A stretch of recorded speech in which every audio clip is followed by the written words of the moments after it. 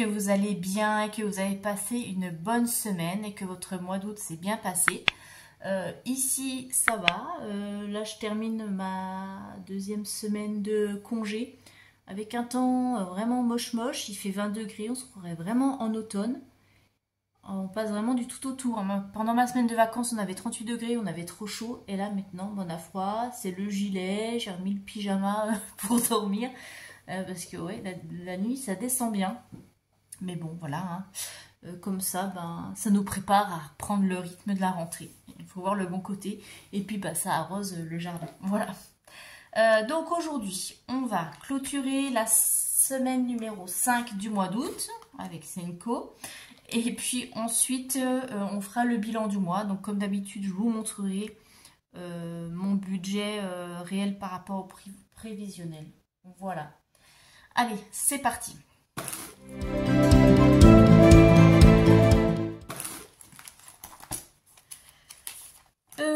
Carburant. J'ai remis 25 € cette semaine. Donc sur le budget de 50, il me reste 25. Les courses, j'ai pas enlevé le ticket là. Qu'est-ce qu'il me reste? Donc ça, je vais l'enlever. Alors, un petit achat imprévu, évidemment. Donc, j'avais fait pour la semaine 45 € de courses chez Lidl. Senko. Et puis, il fallait que je rachète un chargeur de téléphone pour ma fille. Elle a une consommation excessive. Je sais pas comment elle se débrouille, mais il faut en racheter plusieurs fois dans l'année. Voilà, bref, donc hop, donc ça c'est fait, donc là il ne me reste pas grand chose. D'hiver, on va vider aussi, donc j'ai un billet de 5 pour le défi 5, et hop, de la monnaie, il ne reste plus rien. Les loisirs, on vide tout aussi, en fait on vide tout, et Senko me perturbe, ici, et on va enlever les billets du défi 5. Voilà, donc ça c'est fait, on a vidé.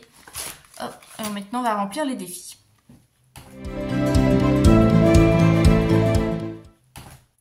Et avant tout, je vais descendre Senko parce qu'il me fait tout bouger. Voilà. Alors, au niveau des défis. Alors, on va commencer par défi 5 €. Et bien regardez, là ce mois-ci, je suis contente. J'ai 1, 2, 3, 4 billets de 5.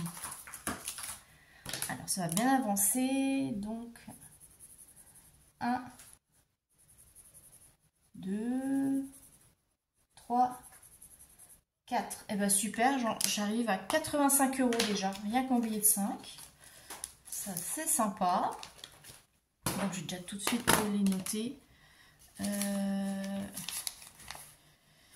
20. Parce qu'avec ma tête de linotte... On va essayer de tous mettre dans le même sens. Et vous, dites-moi comment vous terminez votre mois. Si ça s'est bien passé, si vous terminez bien. Vous avez pu faire des économies ou pas. Après, qu'est-ce qu'on a? Eh bien, défi de 2 €. Je vais pouvoir compléter. J'en ai aussi 3. Alors, 1, 2, 3. Hop, je vous mets là. Donc, ce qui nous fait plus 6 €. Donc, 2 € ici. Et là, qu'est-ce qu'on a? On a 1, 20, 30, 30, 35, 37, 38, 39. 1,39 €. Plus 1,39. Je vais noter tout de suite ici. Hop. Plus 27, 39. Je ferai l'addition après. Pop. Donc ça, les 1,39 ils vont dans le défi monnaie. Donc 1,39 plus les 16,41 qu'on avait, ce qui nous fait qu'on arrive à 17,80 pour le défi monnaie. Voilà. Hop. Et puis cette semaine, j'avais mis aussi 60 centimes dans le défi météo. Donc on va faire notre petit total de la semaine, 27,39 plus 0,6 nous fait 27,99. Voilà. Bon, je vais additionner tout ça et puis après je vous montre le bilan du mois. Donc pour ce mois d'août, alors j'ai pu en tout épargner 210 €. J'ai réussi à mettre 38,72 € dans les défis. Je pense que j'ai battu mon record. En tout, donc, j'ai pu économiser et épargner ce mois-ci 248,72 €. On va regarder par rapport au mois précédent. Bon, c'est un peu moins que le mois de juillet, évidemment. Mais bon, c'est pas trop mal. C'est un mois moyen. Le moins que j'ai pu économiser, c'est 210 €. C'était en février. Donc, vous voyez, là, ça va, ça se maintient. Et bien maintenant, voilà, je vais vous montrer le bilan du mois. On va regarder le budget réel. Comment ça s'est passé pour moi.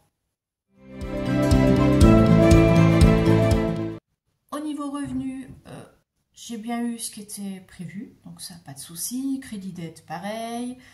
Sur les dépenses fixes, pareil. Pas de surprise.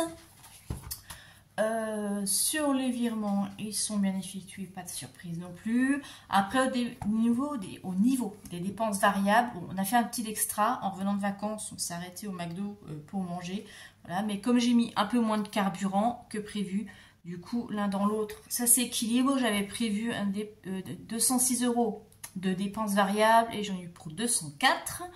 Au niveau des courses, j'ai dépensé 210 € sur les 240. En divers, 11 € sur les 20. Et puis en loisirs, 19 sur les 20. Donc j'ai pratiquement tout utilisé cette fois-ci. D'habitude, pas trop. Donc ce qui nous fait sur les enveloppes, j'ai dépensé réellement 240 €. Et puis ça on les avait fait ensemble. Donc ce qui fait que je termine positivement sur mon compte bancaire ce mois-ci, tant mieux. 10 €, donc c'est pas énorme, mais c'est bon. Donc là, je vais pas les retirer, je les laisse sur le compte, parce que vous savez comment moi je fonctionne. Je les laisse se cumuler. Comme ça, quand il y a assez, je les mets sur mon fonds d'urgence ou sur un autre fonds d'épargne, peu importe. Et puis, ça permet, si jamais il y a un petit craquage ou quelque chose d'imprévu, eh ben, il y a un petit peu d'argent quand même sur le compte. Voilà, je ne le laisse pas à 0,0. Et puis ben voilà, c'est tout clôturé pour le mois d'août. Je bafouille, coup de fatigue. Donc pour ce mois d'août, voilà, je suis plutôt contente, malgré voilà, que je suis partie avec un découvert de 93 € en début de mois. J'ai quand même bien résorbé. C'est pour ça aussi que j'ai fait un peu moins d'épargne, évidemment. Parce qu'on ne peut pas faire les deux. Hein. Quelqu'un m'avait dit, pourquoi tu ne prends pas dans ton fonds d'urgence pour combler ton découvert? Honnêtement, ça sert à rien.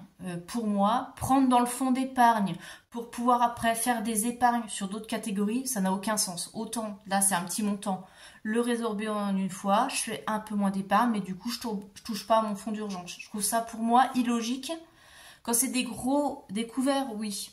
Mais là, pour 93 €, je trouvais ça illogique de vider le fonds d'urgence qui n'est pas encore plein, que je suis en cours d'approvisionnement justement, pour pouvoir faire des épargnes après. Pour moi, il n'y a pas de sens.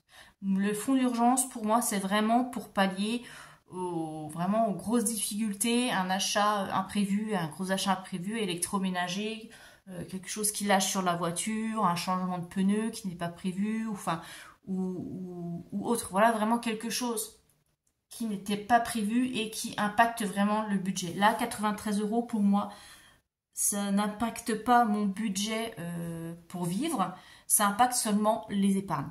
Voilà. Je voulais juste faire le point là-dessus. Après, comme je dis, chacun fonctionne comme il veut. Chacun fait comme il le sent, comme il a envie. On a tous des fonctionnements différents. Voilà. Mais moi, c'est ma façon de faire. Écoutez, eh bien, je vous souhaite une très bonne journée et un bon week-end. Et je vous filme en suivant le remplissage pour le mois de septembre. Bye bye!